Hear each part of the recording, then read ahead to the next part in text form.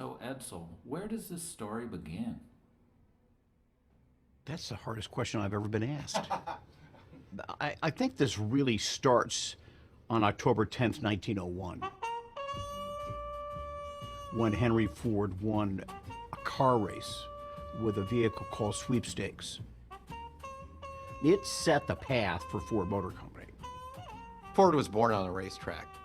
It really is how we began as a company, and with my great-grandfather. And so ever since then, we've raced. The GT40 program was our first venture into European-style road racing against European cars. We wanted to go racing in Europe to beat the Europeans, especially Ferrari. In the early 60s, Enzo Ferrari realized that he needed some corporate help if he wanted his company to continue to grow and if he wanted to compete, at the uppermost levels of motorsport. And at the same time, Ford Motor Company realized they wanted to change their image. They wanted to sort of appeal to the younger buyers, and they thought racing might be a good way to do that. So emissaries from each company sort of found the other, and they started negotiating. Ford sent Don Fry, who was very high up in the hierarchy, to negotiate directly with Enzo Ferrari. Things went well for a while, and then they didn't go so well, and Ferrari left Ford at the altar. Henry Ford II, who was then running the company, he was really peeved that he had essentially gotten the finger from Enzo Ferrari, and that's when he told Don Fry, if we can't join them, we'll go beat them. Back then, the pinnacle of road racing around the world was going to be Le Mans. Le Mans is a quiet little French community most of the year until the month of June, when nearly 500,000 racing enthusiasts transform it into the motor racing capital of the world. That was about as ambitious as you can get as an American company. To go to Europe and race at Le Mans to beat Ferrari, who was dominant at that time, actually had just won so many years in a row. Ferrari of Italy has won the race 7 times out of the last 8. No American car has ever won. My father wanted to beat Ferrari, and it didn't make any difference what it cost. He was really serious about winning the race. We had all the budget and all the facilities and materials that we needed. Anything we thought that we needed was right there. First Ford GT was actually a modified Lola coupe with the Ford racing body on it. It was an elegant, beautiful car. Problem is, at speed, the air would lift the front wheels. They got to Le Mans in '64. Phil Hill set the fastest lap of the race, but he said it's almost undrivable. I think the first car caught fire in the 3rd hour or something. It was a huge bust. We didn't win that first year, but we learned a lot. They came back in '65, it was a little better. They showed up at Daytona and had some success. And then by '66, they were ready. Ford challenged last year with the GT40 Mark I. Now they are here with a faster Mark II. Henry Ford, his wife, and young son Edsel have arrived to see the investment pay off.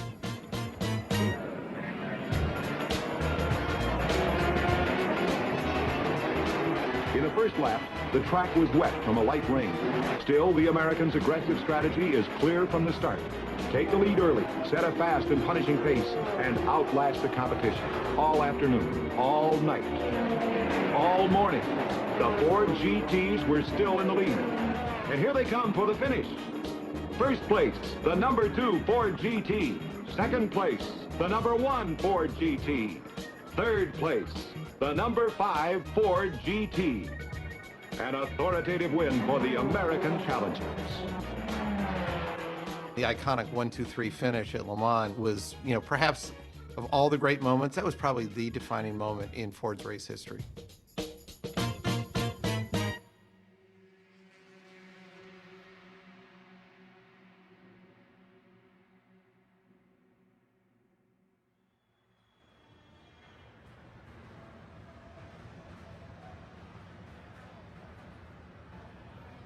My history at Le Mans as a kid started when I was 4 months old, the first time I went.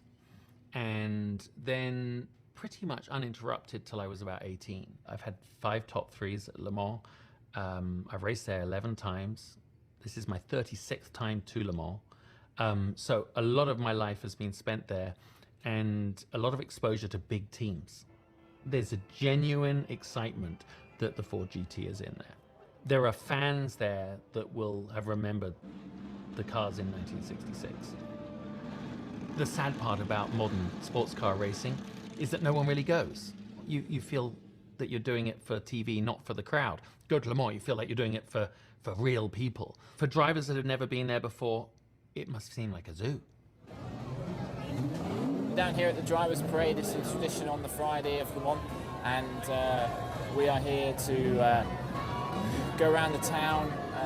The fans have come out in their droves, going to be 100,000 people just over there, and we'll drive around for sort of half an hour. We've got 8,000 wristbands and flags to throw out to them, and it's just a chance for them to see the drivers up close before the big race tomorrow. It's a unique experience where you feel like a bit of a rock star because thousands of fans screaming your name, everything like that. It's an incredible experience. This is where I started driving when I was 15 years old, and I know a lot of people around.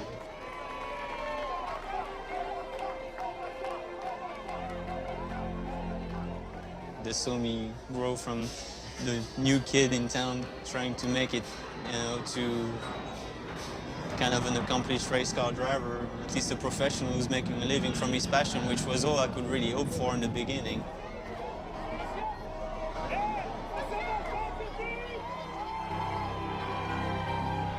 Le Mans is Le Mans. It's the Super Bowl of sports car racing. To come back on the 50th anniversary, of course, we would love to do it again. I think there's more competition this year, if I'm allowed to say that. There's more manufacturers. We have Aston, Ferrari, Porsche, Corvette, us. There's 3 other Fords racing. So, the competition has never, ever been stronger, particularly in this category. Whoever wins this year is going to really, really deserve it. I'm someone that loves the history of the sport. Ford won this race 4 times in a row between 66 and 69. To be coming back with the new Ford GT with 4 incredible cars is very exciting for everybody. I'm very excited to get on with it and get racing on Saturday because that's what really matters. What I became a sports car driver for was to race here at Le Mans. And I can't imagine what it would be like to win this thing.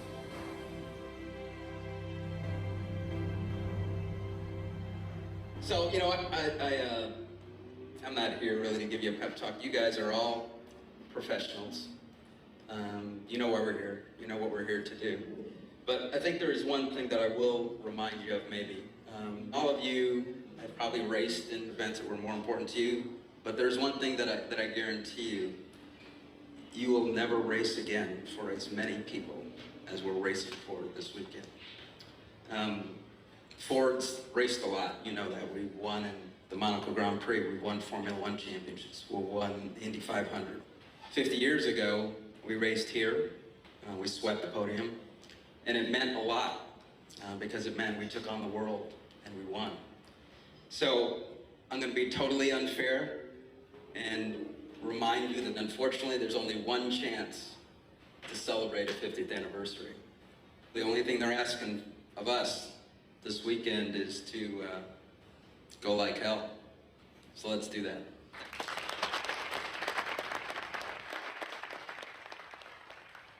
I can't remember the time that I actually fell in love with motor racing. It's strange because there's no one in my family that is into cars, and it wasn't something my dad introduced me into. From as long as I can remember, it's something that I've been in love with. This is really Raj's baby. He absolutely has been the driving force behind this and the one who had the vision for all of this to happen. And so all we're doing is executing on his vision. We've always been thinking about building another Ford GT. The 50th anniversary of the win in '66 was coming up, and we felt we really have to do something to honor that win. Raj and Mark came to me and said, we got something we think you're gonna like. In the car business, dates count and anniversaries count. We have the 50th anniversary of Le Mans coming up. Why won't we do another GT? When you talk Ford GT, that's a higher calling within the company. That's an icon that lives on. 50 years later, they're still talking about it. They're still talking about it in France. Well, I mean, one thing's for sure, you know, when we decided to do the GT, the birthday party was going to happen, you know, the 50th anniversary one way or another, and the time was ticking. We've got a lot to prove to not only the world, but even to people inside our company, and we intend to do that.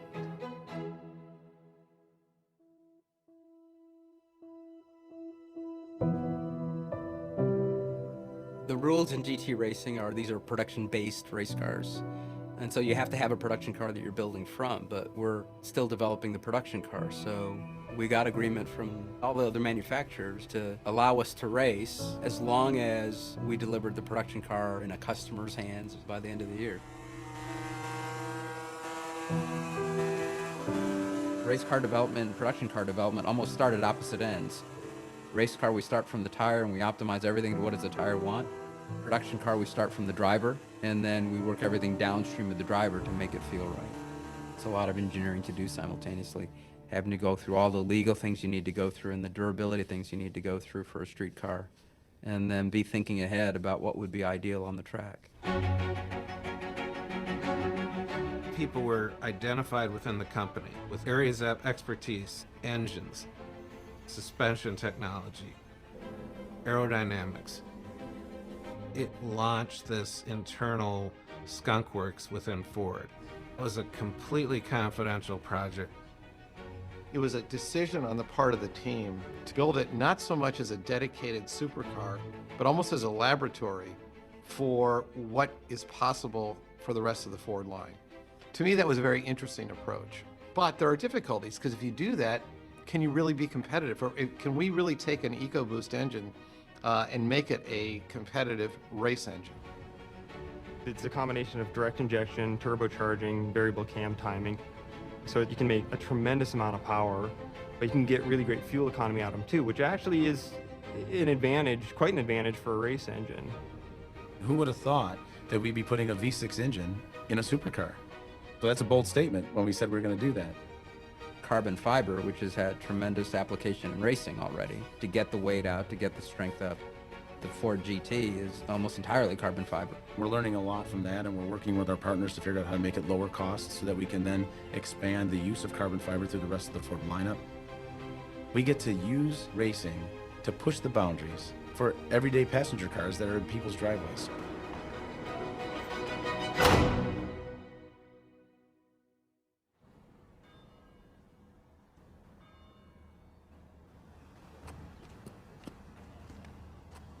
First M1 is moving. It's actually mobile. It's very restricted calibration, Roger. I think I've explained to you. It's only 3,000 RPM. Shifts are going to be really delayed. I mean, it's going to be rough. It's treating 3,000 as a red line? It is.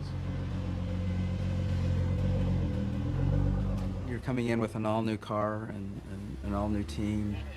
We're still learning the car. We're still developing the car, and things will happen that we didn't anticipate. Whether it's tactics, whether it's endurance, whether it's technical issues, whether it's do you have enough outright speed, you don't know any of that until you get out on the track.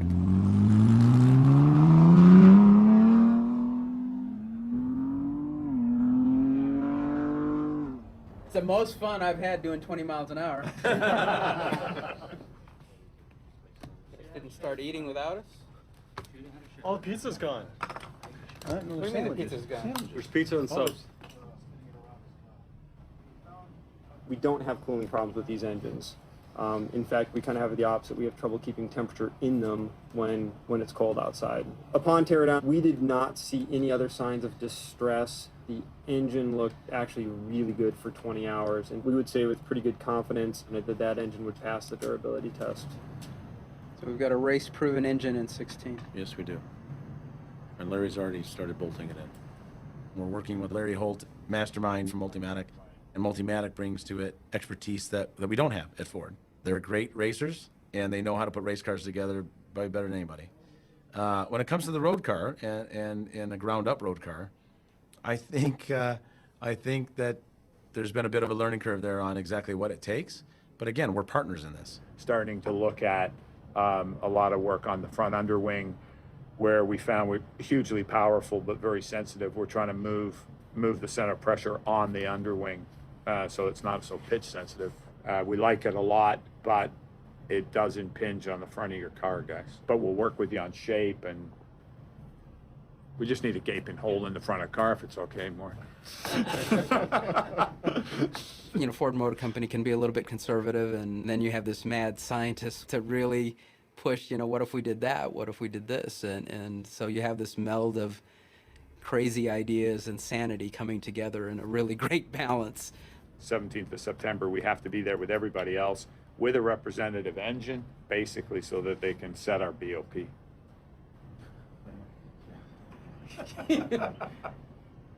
Seemed like we had so much time last year. Ford went to Le Mans for the first time in 1964. It took until their third year, 66, before they actually won it. You know, I want to go on record here that you know, history says it took 3 years. We're going this year, first year in the 50th anniversary, with a very high expectation. I'm very confident that we have the tools to do it, but you'd be an absolutely arrogant idiot to sit here and say you're going to win Le Mans, because that's a tough race, and it can be very nasty. So when I first heard about this race program, my first reaction was, I mean, I'm 48, and I was like, so, you want Le Mans winners? I'm a Le Mans winner. I have to drive. I'm still fit. I'm still fast. And literally, I went into that mode because how could I not? And then everyone talked me out of it. But it was such a dynamic program that and the thought of it was so exciting that who wouldn't want to be a part of it? You know, fortunately, we had a lot of interest in race car drivers and wanting to drive this car. And so a lot of applications came in jointly between ourselves and Chip Ganassi. We went through that process and really got the cream of the crop. How did this whole racing thing start for you? That's a great question. When I was probably 3 years old or 4 years old, my father was in the asphalt paving business, and he paved a go-kart track, and the guy didn't pay him for some reason, so we ended up with 3 go-karts. When we only weigh about 80 pounds, 5 horsepower is a lot. That's how my motorsports career got started.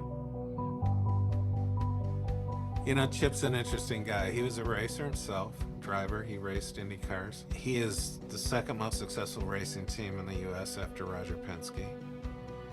Chip Ganassi hires the crew, he hires the personnel, the management, everyone to oversee that the program works. It's so much about the man and the machine and having to optimize both of those to be successful.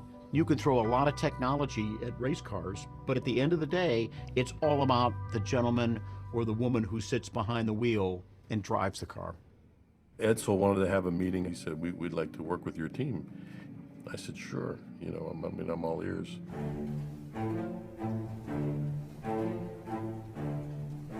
And they took us down in the bowels of a building somewhere. We walked down a hall and down another hall. And where the hell are they taking us? And sure enough, you know, we come around the corner and there's people beavering away on a car over in the corner there, and you go, what the hell is that? And that was it. The way they concealed it was genius. I mean, there was no way anyone was going to know what was down there, and the only people that went in there were literally a handful. There were the designers and then the top people in the company that were involved in the project. No one knew about it. If you could use innovation to build the ultimate Ford performance vehicle, what would it be? Well, here's an idea.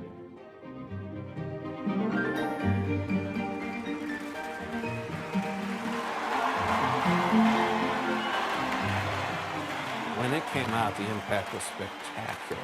In this day and age where you see spy photos of everything all the time, it was an amazing accomplishment just to get it out as a surprise.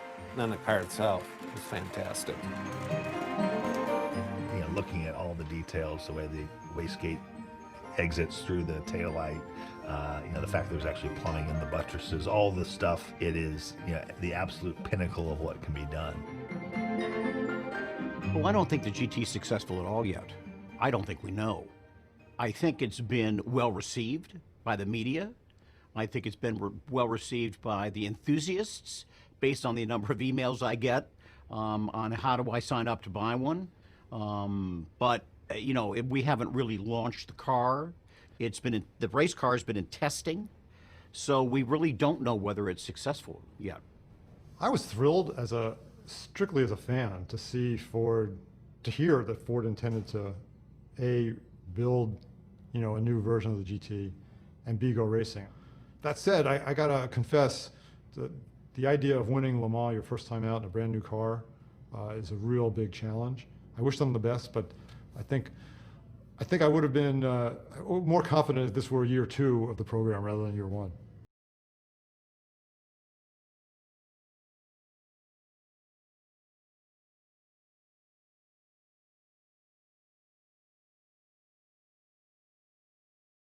You know, the first time you get in a prototype, it's a nervous moment. You can kind of tell, have you got the basics right? Is this something you're going to be able to work with, or is this going to be a long haul? This is everything we've been working towards here together, Multimatic and Ford. There's going to be a couple of milestones. One will be taking the checkered flag at Le Mans 2016, but another important one is the first day we ever run the racing car. That's an important day for any new production car or race car, that first shakedown. It's your first chance to figure out the character of the car. If it's not good out of the box, it's going to be tough to make it good and really tough to make it great.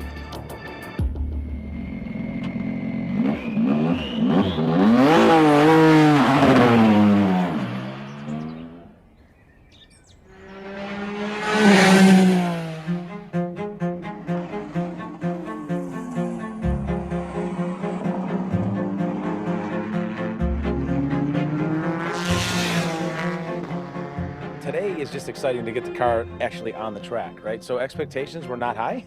It was mainly just to see the car move. What we're seeing today, though, is we're seeing a car that's almost ready to race.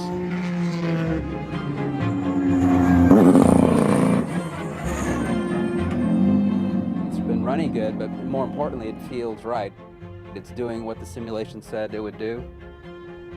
Usually for a shakedown, we're working out structural issues that are wrong, that, you know, the car doesn't have the right balance, or we need to go back and rethink, and we're already beyond that step and talking about tuning the car, you know, things that usually happen weeks or maybe even months later.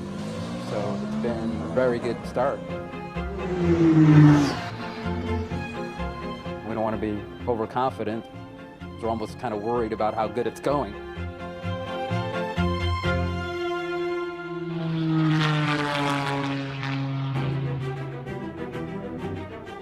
Working through our test program really quickly and into development of the vehicle right away. Those first initial tests, we just wanted to make sure we're handing off a car that's ready to be race developed, and providing that to Chip Ganassi, and Chip providing you know, the crew and the race car drivers and the operational side of that. I think for an engineering team, it's been great, the development capability of all of our drivers and telling us what they need out of the car. 4 cars, 3 drivers per car, that means you need to find 12 great drivers. It's a very considered decision selecting the drivers. Primarily you're looking for speed and consistency, and then after that you start to get into character and whether or not the guy's a team player. Chip has this amazing knack to be able to look you right in the eye and know if you're right for us. There are lots of drivers out there that are fast. In endurance racing, where you share the car, you need to compromise. There's always a little give and take with other drivers. That's ultimately what made the decision for us. It's a little bit unheard of, really, to staff up in such a way, because almost every other race program starts with 1 car and then goes to 2 or whatever. And so to staff up for 4 cars on 2 continents for full schedules is, you know, there's not really a precedent. You have 12 of the top drivers in the world who are all, by virtue of their success, by what made them successful, very self-centered, egotistical, ambitious, dog-eat-dog, mano-a-mano guys. Westbrook is one of the most intensely competitive drivers, you know, I've ever met. He's such a gentleman, but you see him get pissed off when something happens. It makes for a great interview in the pits because, you know, there's no holds barred. Joey Hand, he's a fighter. You know, he's a He's like an MMA fighter, in my opinion. You know, he's right there. It's exciting for Marino. His brother had outstanding success. So the first thing is people go, he got the drive because of his brother. You don't do that in a program at this level, but this is his biggest chance in his career, and he knows it. Dirk Müller, one of Nürburgring's top drivers, has a huge amount of GT manufacturer experience. There's nothing they can throw him on the radio or on the track that he won't have seen before. I love the fact they brought this group together. Ford's history at Le Mans is one of their greatest stories in motorsports of all time, and to be at the return is beyond words. It's not too often programs come around like this. I haven't even been to Le Mans, so it's, you know, for me, there's going to be a lot of eyes wide open, mouth probably a little bit too occasionally, just, you know, taking it all in. You know the history of Le Mans, the first thing you think about is the Ford GTs. Suddenly you're being part of that, it's like a dream come true. For me, that's the first thing that came to mind. I want to be part of that history. There's nobody there that wouldn't send that thing right into the fence trying to win that race. Those are all top-notch, front-running badasses in those cars right now. You could almost overdo it. To be handed the mantle to make this program be successful and win, that's a big deal. So Ganassi's assembled the kind of driving talent that, you know, there are no excuses. They've been assembled for a reason. They're professionals and they're there to win. Prior to Le Mans, we'll have 6 races starting at Daytona. So all of those are going to be real races, but they're also, to some extent, going to be practice for Le Mans. And certainly our plan is to get better every single race and leading up to make sure we're ready as we can be for Le Mans. I mean, look, we're having an all-new car. We're having all-new drivers who have no familiarity with those vehicles. So it's a tall order. It's a very tall order. Having said that, I expect us to win. Welcome everyone to Daytona. I'm Brian Till, thrilled to be a part of another Rolex 24, and that Ford GT has everyone talking. The guy that's been dreaming about this for months is Executive VP and Chief Technical Officer of Ford, Raj Nair. Now, the battle back then was with Ferrari. The crosstown guys are Corvette. We all dream about storybook finishes. Who would you like to be banging doors with and head out by a nose, Corvette or Ferrari in 24 hours? Well, you know, we're pretty focused on the win, so hopefully we don't focus too much time on what the order is behind us. So we're just going to focus on the front. Nervous, really, yeah, nervous, stressed out a bit. You know, everything that we need to do technically, we've done. I'm very confident in that aspect. But 24-hour endurance racing is, you know, there's a bit of statistical luck associated with it. I'm not going to tell you we're not here to win. I mean, you go racing to win. We all go racing to win. But this really is all about going to Le Mans. This is it for my career. I don't know what I'm going to do after this. Buy a winery somewhere, I don't know. This is it. This is it. Going to Le Mans this year, that's it. They roll into the throttle. We are green at Daytona, the Rolex 24. Speaking of machines, there's the 66 Joey Hip. He is now up into second and is running down the 911 at Tandy. This is first and second in GTLM. Side by side. Outside. He pulled the draft early and popped out. Runs alongside. He's going to cross the stripe in the lead. Can he hold it down into turn 1? Ford leads on their debut. Ford versus Chevrolet here on the high banks. This is going to be an interesting one here. Take a look at that Ford. Oh, delay there. That was close. Something There's a happened. problem, yeah. Certainly lost some drive there off of that turn for Ryan Briscoe. Guys, it's stuck in 6th gear. Road. Yeah, 10-4, pit this lap. So what it's doing is it's just flickering between 5th and 6th gear right now. It's something internal and we'll go back to the garage.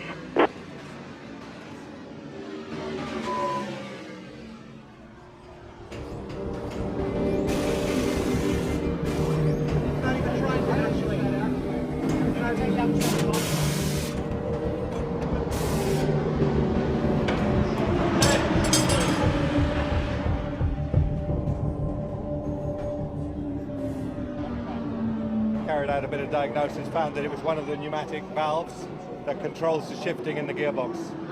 Not something we've seen today in testing. It's a shame it had to happen in a race. Another problem for one of the Ford GTs. It is the 66. This is not good. So Joey's going to pull it off the racing surface down to the inside. He's lost drive completely. He's going to have to rely on safety workers to get him back into the garage area.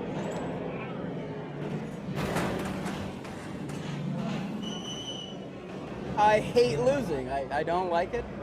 To be honest, we expected the reliability to be better. Some of the things that broke today are either not even new for the car. They're parts that a lot of the rest of the field are running as well, but for some reason they broke on our car. Some of the things we wouldn't see in normal testing, you just have to race to see it.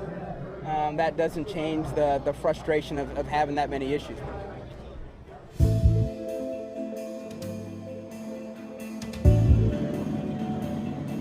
This car, since it's been back out and running, Cal, has been running very, very quickly. It really has. I think Brian Briscoe may have set the fastest lap of the race in the GTLM category, so it's shown pace, and 24-hour race will now become a test session for them. They're looking at the big picture of the championship. I know they wanted success their first time out, but there's a lot of other milestones they're going to try and reach this year as well. You know, we've got a good amount of time to go back and take a look at what went right and what went wrong, and I think we'll come back ready to go for Sebring, and we'll be even stronger than we are right now. You can't have it both ways. You can't have something really, really, really matter and have it be totally controlled. I mean, that's just the nature of it. But that's what makes this sport. I mean, the highs are so high, but they're also not frequent, you know? And so, you know, the best guys win 10% of the races, you know? And so to have everything line up on the day, on the year, just doesn't happen very often. We showed up at Daytona with higher hopes and obviously left with our tail between our legs a little bit. I think we were caught out by some issues that I would characterize as when you're trying to do things in 6 months that other people have been working on for 6 years, you say, oh yeah, I forgot about that. The general conversation after Daytona was, you know, are they embarrassed? They tell you the program is good. They tell you the car is strong. They tell you that they're going to win a race at some point. And then to not be able to make it to the first 2 hours of the race because of a gearbox issue, you know, you're immediately like, oh, are they embarrassed? Were they lying? Have they had these issues? And so it raises some question marks for sure. Welcome to the pit lane at the one and only Sebring 12 Hours. This is spring break for racers, and over 80,000 people have been here partying this weekend. But right now, it's time for those racers to rock. With more on the action at the front of the grid is Jamie Howe. Well, the energy here at Sebring, Justin, has been felt all week long. The nerves and the angst from not just the drivers, but also the crews has been evident. Coming off of Daytona, we had some issues. We know we have them fixed, but this is Sebring. This is a whole new animal. So I don't expect to see the issues that we fixed, but it won't surprise me if we see some new issues. Looks like we're going to get some rain today, and that's a good thing. We go out and put the car through its paces in the rain. So today's going to be interesting. This is the kind of track, you know, we always say it's half the size and twice as hard. So we'll see what happens. Now on board the 66 from Ford, running third right now, Dirk Mueller. And, you know, a lot of people were surprised to see some of the problems that they had at the Rolex 24. I don't think we were. Brand new car, first race is what they really want. The prize that they want is Le Mans coming up in June.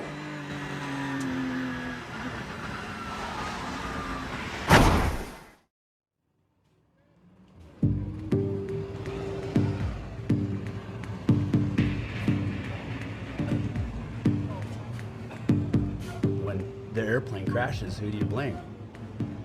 The pilot. That's the position that you choose to put yourself in when you want to become a professional race car driver. But sometimes it's not necessarily always fair. You don't want to be that guy that writes that thing off. You know, you just don't want to be that guy. Normally, if you have a lot of wheels, normally you should be able to still turn because the right side wasn't locked. Yeah, the right side didn't show up. Or is it the left side? It's only left. I tried, but there was so much water. I was basically just boating, and yeah, it was unfortunate. But the team came to me and said there was nothing you can do, which, you know, brings me up again because you feel you let your boys down. Well, they need always someone to go off to make the excuse, and this time it was you. Thank you. Dirk just got caught out and locked up in a turn one. There's really nothing he could do. The car hydroplaned. All the telemetry said the brake pressure and everything was good, but the car just hydroplaned and went into the tire wall. And unfortunately, right after that is when they red flagged it for the condition. So we just missed that by a little bit. And now the car's back here in the garage, but during a red flag, you can't repair the vehicle. It looks like it's going to be a red flag for a while.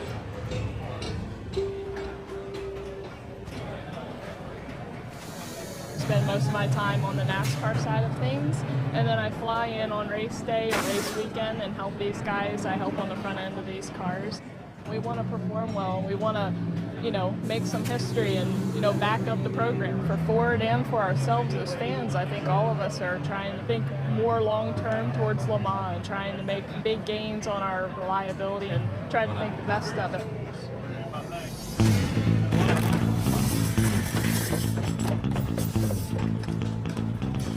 I'm happy. I mean, I'm not like thrilled jumping up and down happy, but I mean, all the issues we had at Daytona, we didn't have any reoccurrence of those issues. So from that perspective, I think we're good. Through these first few races, maybe we get our bad luck out of the way. You've seen that 66 car that's been through the wars a little bit here today. Problems it looked like for both of these Ford GTs. I think we've been building momentum since Daytona. We've been working on getting everything synced together, you know, getting the whole team, getting the car ready to be durable and run.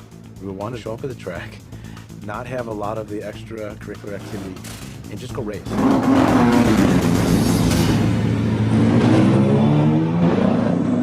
With every race, we continue to improve and get better and get faster and get more reliable. And coming into Laguna, I think everybody felt positive and cautiously optimistic about the weekend.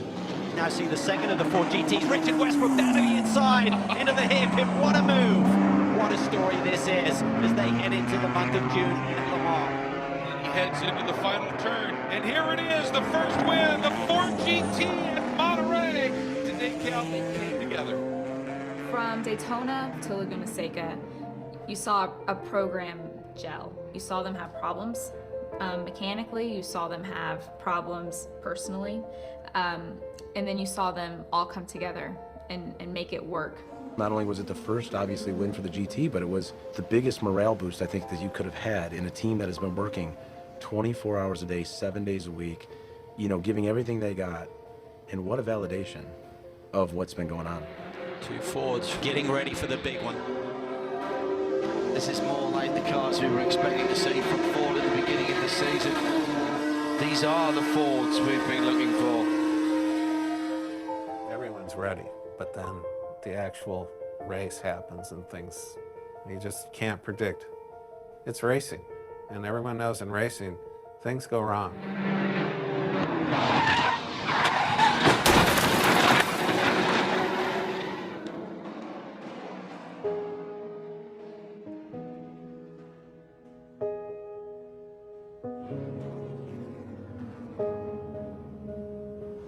The best racer in the world loses more races than he wins.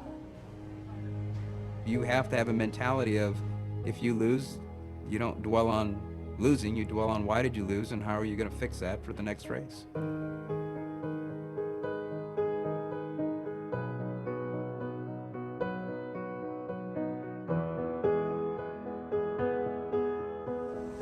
Sitting here 3 days before the start of the race, I guess the biggest thing is, where do we really stand with the pace of the car and the endurance of the car? You know, I think that's everybody's question. There's a lot of stuff going on. I don't really like the week. I like the race. You're just building up, and you want to get out on the track. But Wednesday's a good day. It's the start of first practice, start of first qualifying.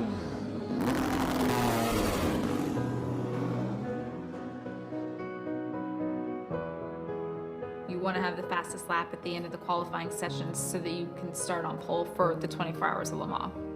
Ford kind of came in and surprised everybody. They weren't spectacular in the test days in the week leading up to the race, but they were spectacular in qualifying.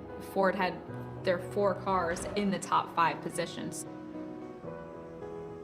Being 1, 2, 4, and 5 is a good start. It was the first time we had run the car in full-out qualifying trim here, and I think it's fair to say for all of us, the car responded even better than we expected, which is why I think there's a good mood here.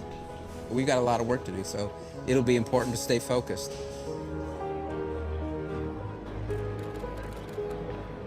People are excited about where we qualified, and that's a good thing, and it's exciting, and it shows the potential of the car.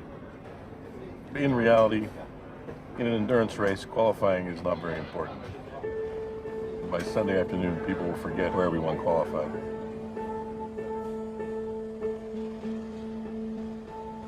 They have a lofty expectation. The perfect story is that they win this particular weekend in June. No one will blame them for not winning, because it's too hard a feat to go to Le Mans in the first year. They'll lead the race, for sure. They'll lead the race for a lot of it, I think. Their drivers are equally as fast as anybody, and the car is super quick. But the demands of the long run through and not getting involved in accidents and what is the weather going to be like is tough. When I came on in the first year of Corvette, our 3-year program was literally just to be able to go there. That first year, our car finished 3rd and Ron's car finished 4th, and the team was ecstatic. Never did anybody ever have a delusional thought that we're going there to win the race. It's much harder than anybody thinks. And, you know, sometimes you can have all the components that you think are right in line, but they've got to gel, they've got to blend, and, you know, best of luck to them, for sure. But it is no easy feat to go in there the first time after 50 years and try to win that race. Ford's data bank of going to Le Mans is not rich. Same for Ganassi. Ganassi have no institutional knowledge of going to Le Mans. I mean, everyone else is trying to win. Corvette are probably the highest technology race team outside McLaren. Pratt & Miller do the guidance systems for tracking missiles in space, so they can make a race car go around the track. They've won there 8 or 10 times out of the last 15 years. Porsche, man, they've got that place figured out. They are the outright all-time winning brand, and it is to this day what creates that aura that makes Porsche what it is. Ford, it's an unknown entity. There's going to be things that need to be figured out.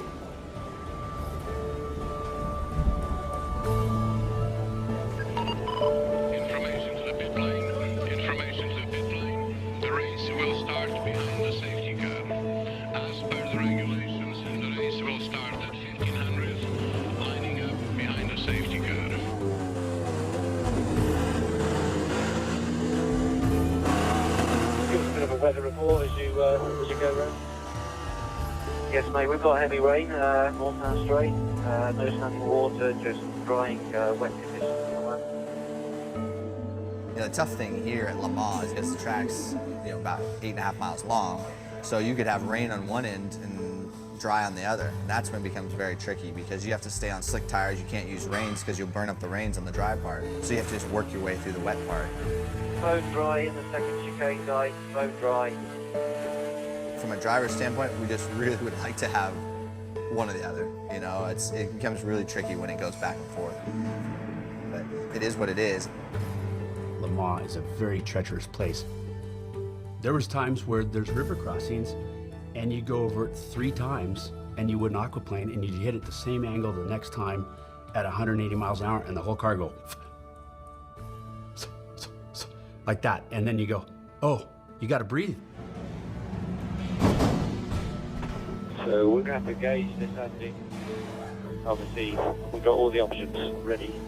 You did drive in all the conditions, so you're sort of the best to judge. You can give us as much feedback as you can. Okay, mate, at the moment we would take the drying wet, without a doubt. Yeah, Andy, with the weather the way it is, you can afford to speed up a bit. you're okay to give it some more RPM. Copy, higher RPM. I'm stuck in third gear, mate. No upshift at the moment. No upshift at the moment. Andy, just go to manual. Go to manual mode a minute. Manual mode, I have upshift. Manual mode, I have upshift. Okay, try downshift to see if it frees it. Downshift. No downshift, no downshift. Keep requesting up and down. Keep requesting up and down. Does it shift continuously with the clutch in? At the moment, no. It's sticking, mate. I'm in the last corner onto the grid, stuck in fourth gear. You're going to have to push me. I'm not going to burn the clutch out here. Okay, Andrew, we're coming to you, see what we can do. The number 67 Ford GT, one of 4 identical cars in this race, being backed into its garage. Andrew Marriott, can you update? Yeah, well, they've definitely got an engine problem with this. They fired it up a couple of times. The rear deck is off, so that's what they're working on at the moment. I'm pretty sure that this car won't take the start. Driver sitting at the wheels, about 15 people all clustered around it. George Howard-Chapel, the team manager, is directing operations here. Well, there's definitely something wrong with the motor. So just so everybody understands, it's worse a 10-minute go of fixing it like this, because otherwise basically we're into a really big stop, so it won't matter much, will it? Hey, I wonder what the procedure is now when everyone else is gone. Is pit lane... Just wait for the green light to go. Have they set off yet? No. We're a lap down for sure. If we can get out before that. Well, Harry, this is a crushing disappointment. I thought it was a motor problem. It seems to be the gearbox. Yeah, gearbox issue. We lost gearbox pressure on the reconnaissance lap, so brought it into the box, and boys think they found maybe a quick fix, so we're going to see if that works. If not, I think we're going to be in for slightly longer, but we're going to try this now and see how it goes. You had one of the Fords starting from the garage. The cars are so close. They're built exactly the same. So immediately off the bat, you're like, okay, so are 4 cars going to make the end of this race, or are any cars going to make the end of the race? It was, for 24 hours, you're questioning the survival of the program. Yeah, for that to happen even before the race starts, on the one hand, you're thinking, oh boy, this is going to be a long 24 hours. On the other hand, I was thinking, well, I'm glad I brought 4 cars. Back live at Le Mans on a rainy French day, but the sun is poking through. Crowd in the grandstand are folding their umbrellas and taking off their rain slickers. That's a good sign. This is the first time in the 84 runnings of this race that the 24 Hours of Le Mans has started behind the safety car. Safety cars are in, green lights all around the track, no overtaking before you cross the line. Safety cars in, green lights all around the track, no overtaking before you cross the line. And 60 cars are now on their way at Le Mans under green. The class structure in sports car racing is unique.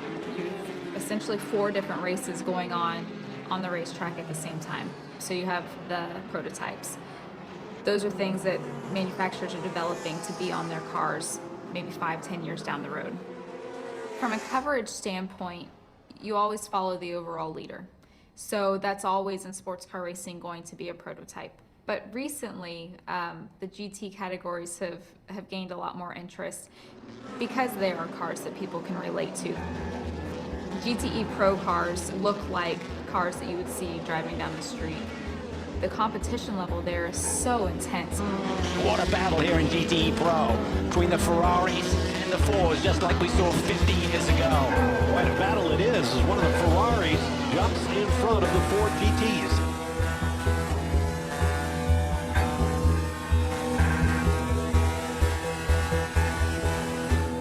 But everywhere you go, someone reminds you about the history of Ford in Le Mans. So you're permanently reminded of it, and you can't really escape it. Not that I want to.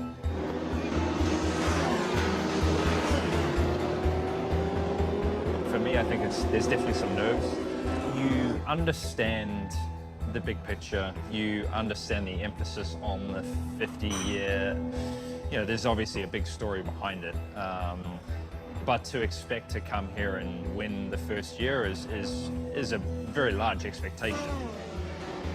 We try to think of everything as a team. You know, you try to think of every different scenario, but a lot of us haven't been here. We haven't raced here before.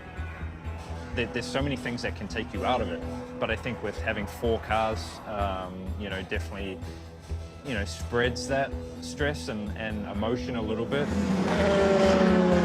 No matter what happens, we're gonna be part of history. You know, I'm gonna be one of those guys that 50 years later made an attempt at this. Hopefully we can say that we won it or podiumed or whatever, but at least made an attempt at it.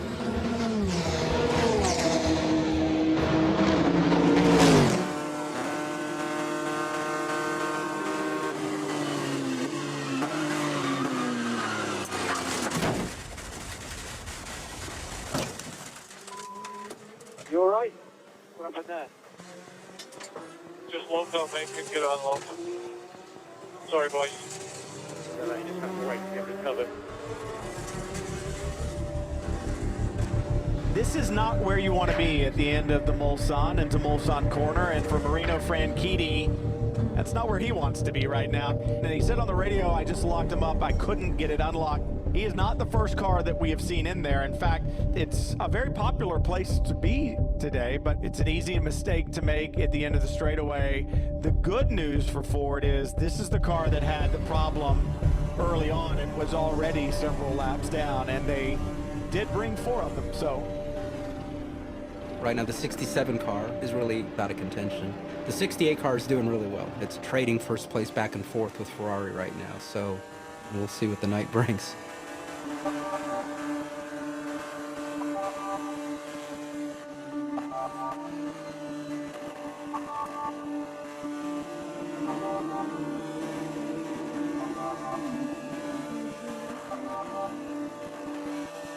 Joey, let's hit this lap, hit pit. We'll do a driver change. Disconnect your cooling tube, disconnect your drink tube. Okay, man. That's good news because we don't have a markup now. Good time to make some driver changes. Go ahead, put those guys in, let them run into the twilight, and then when you put your next driver in a couple of stints from now, a few stints from now, they can get in total darkness and they'll already be acclimated to it. We saw the 68, Joey Hand pitted from the lead. Sebastian Bourdais has taken over that car. Billy Johnson aboard the 66 now. And you brought up the point too, Brian, of having the same driver in this transitional period from daylight to darkness. That's the effect that the sun has on your eyes, the different places that it bothers you around the racetrack, and having someone in there as it's transitioning and not just in there right away.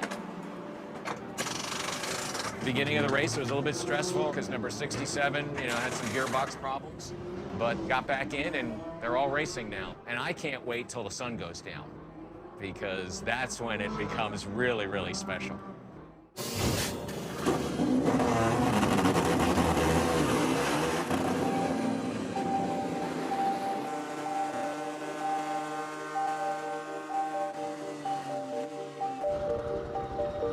Beautiful overhead view as the night falls and the party begins in earnest.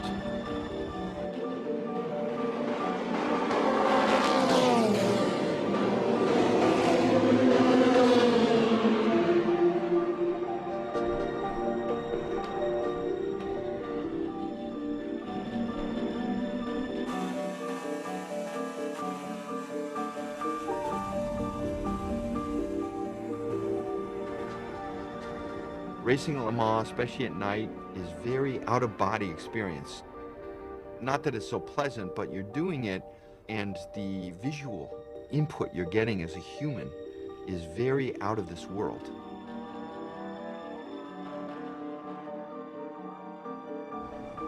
The guys do get into a, let's not call it, trance state. That sounds crazy, but guys get in a zone, and at night especially, and you get in a rhythm of driving that track, and where on occasion, you talk to your driver on the radio, and they'll not answer you.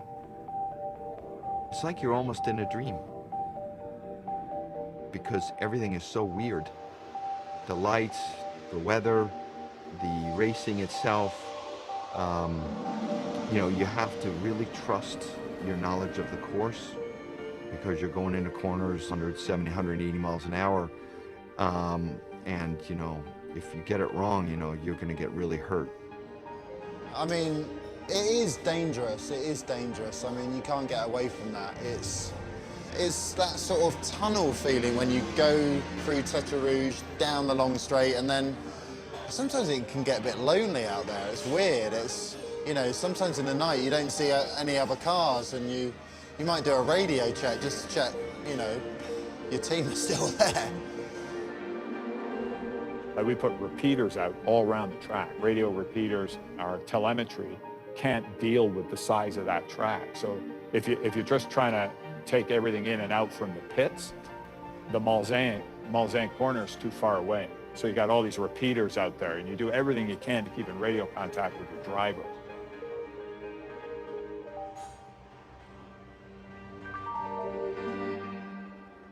Back at Le Mans, lighter still in the skies overhead. Partly cloudy skies. It looks like hopefully we are free of rain in the run to the finish. Now a little over 9 hours away. Overnight, Ford and Ferrari went back and forth, and then when the sun came up for the second day, Ferrari was leading and Ford found themselves in second. I've lost a lot of grip between the first and the second stint. Picked up a lot of understeer. Yeah, 10-4. That's what we figured. We may change our plan here a little bit. That Ferrari really came to life once we got the darkness last night. Hasn't let up since. Seems to me, just reading into the pattern of the last 6-8 hours, Tommy, that the Ford seems to be a bit susceptible to the cooler conditions, and running behind the pace car hasn't got a lot of tire temp in there. The track conditions aren't that high either right now, so seems like the car is not quite coming to life as quickly as the Ferrari has been all night. Which is kind of keeps with our thesis that it maybe is between compounds and would like a softer one right now in these conditions. Now, if things get warmer, does that put them right in their sweet spot and start to take the Ferrari out of theirs is maybe the question. If you base it on yesterday afternoon, you'd say so. Le Mans born and bred Sebastian Bourdais trying to run down Tony Vilander in the class-leading Ferrari. He doesn't like being second. He's finished second 3 times overall, running for Peugeot. And the Frenchman, whose hometown is Le Mans, wants that one position ahead of the Ferrari.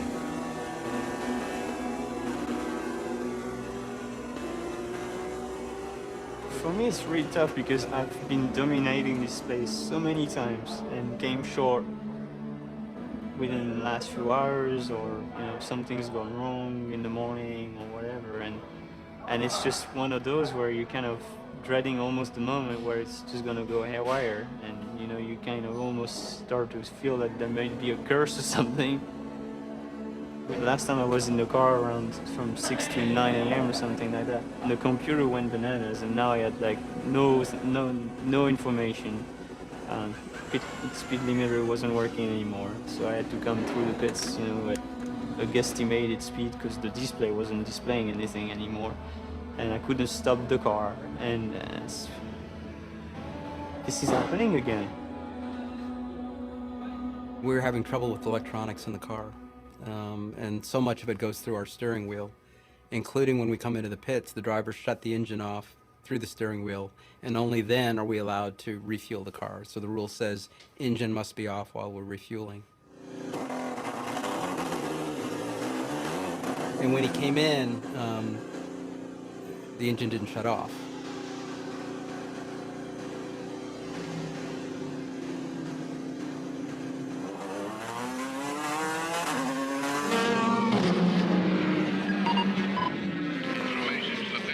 Drive-through penalty on car 68. Drive-through penalty on car 68 for having the engine running during the refueling. That is huge. That's Dirk Mueller. That's the second place GTE Pro entry, and they'll have to come to pit lane. And right now the gap only 12.5 seconds in GTE Pro, but this is huge for Ford. Having failing to serve a penalty at Le Mans means that you have to exit the racetrack, your race speed, drop to pit lane speed, drive all the way down pit lane, and then get yourself back up to speed again in a safe manner. It can cost you at least 30 seconds. We have a drive-through penalty for our pit stop. The engine was running when we were fueling. I need you to drive straight through the pits here. Sorry, buddy.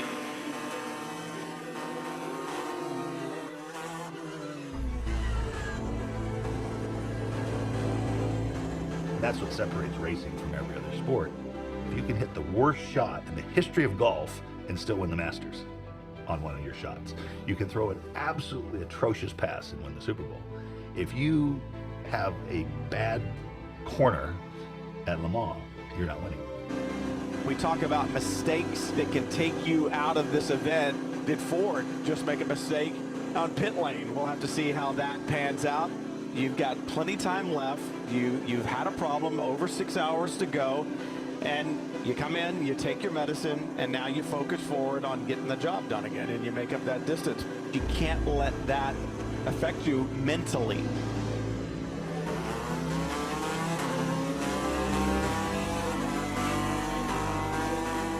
The car's very easy on its tires, which we designed it that way, but it also means it doesn't always get heat in the tires, particularly on a cold night. And as it warmed up, we knew the car was going to get faster, and so we knew we still had a good chance at catching him, but it was going to require us to really run flat out from that point. Dirk got that message, and he just ran lap after lap after lap and cut into that lead, and I think, you know, by the time he handed the car over, he had cut almost a minute down to only 15 seconds or so. Okay, Dirk, pit this lap, pit, disconnect your helmet tube, disconnect your drink tube, driver cage.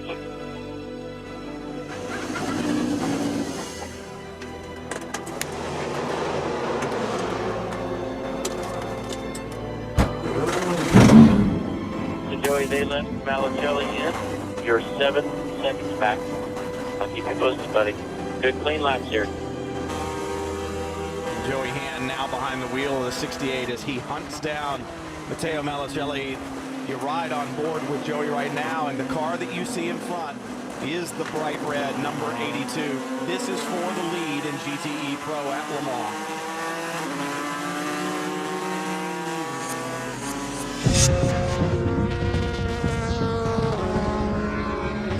As the weather continues to warm up throughout the day, expect the Fords to get better and better and better, and that is not good news for the Ferrari camp.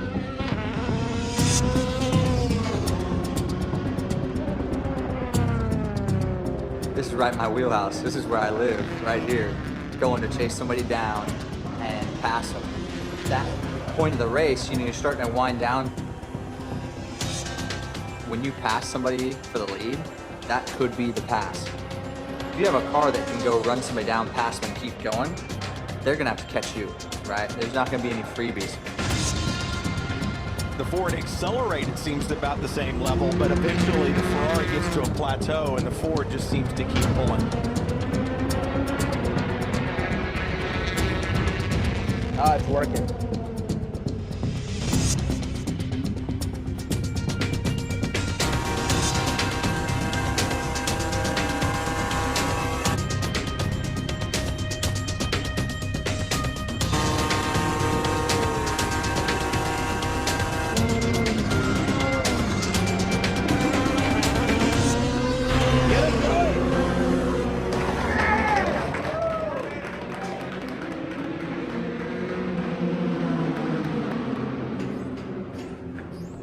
Time left.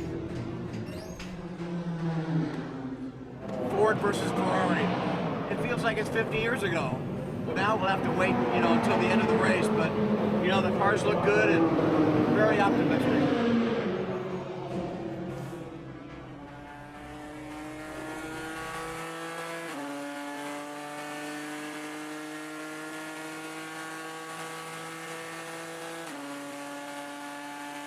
Ryan Briscoe aboard the 69. So in the top three right now in GTE Pro. There's Ford, Ferrari, and Ford. And the two US-based cars from Ford Chip Ganassi that run in the top three.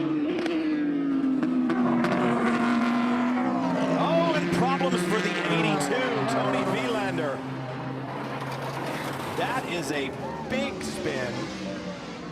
This is what's scary right now. Hopefully people are paying attention to the yellows, and Vilander trying to get out of the way and then back on track. This is also huge for Ford. You can't give away anything to competitors like this that you're running up against, or Ford will say thank you very much and take that and capitalize on it big time. Yeah, Ferraris made that little spin and given us a little breather.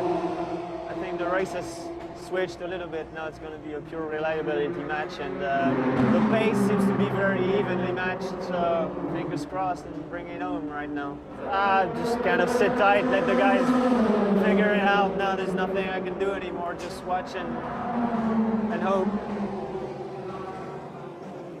Before Vilander spun, it was just over 5 seconds. It's now 2 minutes and 5 seconds that cost them.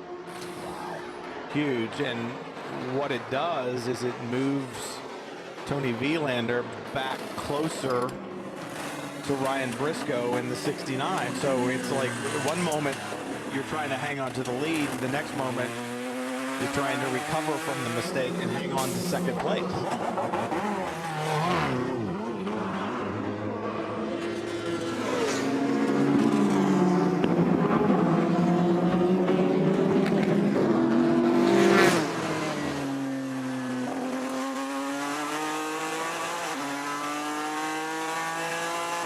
Okay, Joey, hit this lap. Disconnect your brake tube. Remember, Dirk is getting in the car. Copy, hit this lap. 2 hours to go. To this point, Ford has been nearly flawless. Dirk Mueller going in.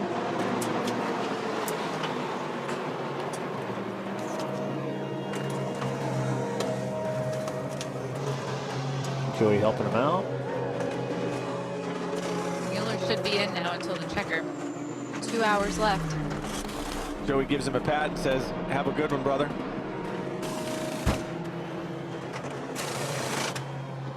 And meanwhile, the 82 in second, not about to give up the fight.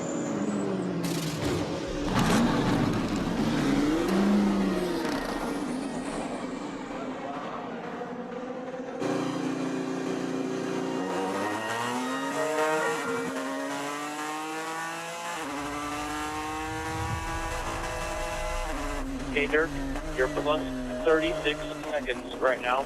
2 hours to go, Dirk. 2 hours to go. Focus forward. Keep the car clean.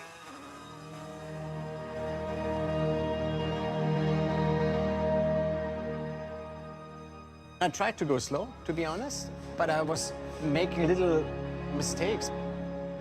I just told myself, just do your normal pace. I mean, if the car is not able to do 10 more laps, I mean, then it's it.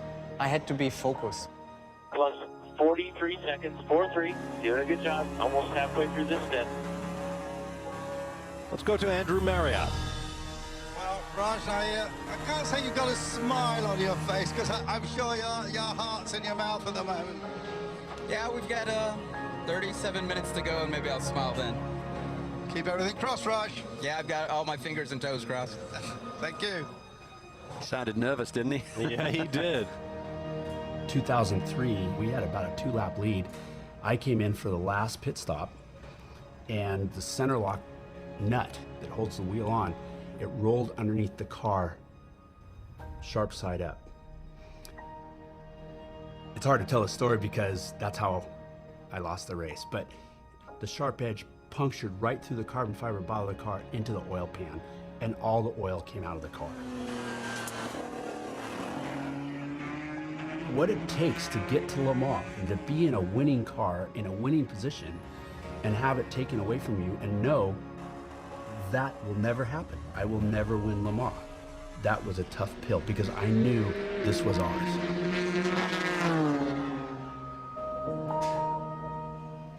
24 minutes to go, Dirk. Your gap is 1 minute, 19 seconds. The guys behind you put on tires. They're a little quicker, but we have plenty of gap. When I was really little, probably about 4 or 5, but I remember my father coming home, and he was so excited to tell me about it, and what a great win it had been for Ford. And I remember thinking, you know, I wish I had been there. Time of 24 hours and 2 laps. This is the last lap. Come into the checker here, buddy. Come into the checker.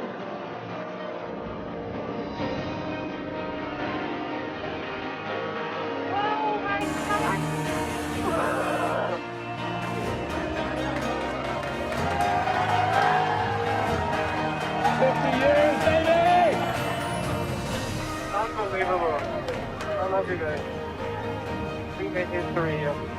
That's like a dream come true this weekend. I mean, that's something you will never ever dream about. I mean, it's crazy. I think we have achieved something big here today.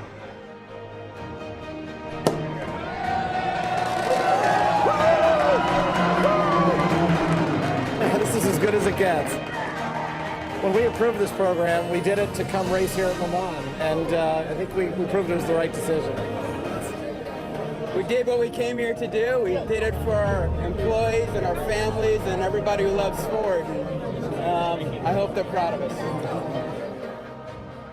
Sebastian Bourdais. Sebastian's dad, Patrick, drove in this race.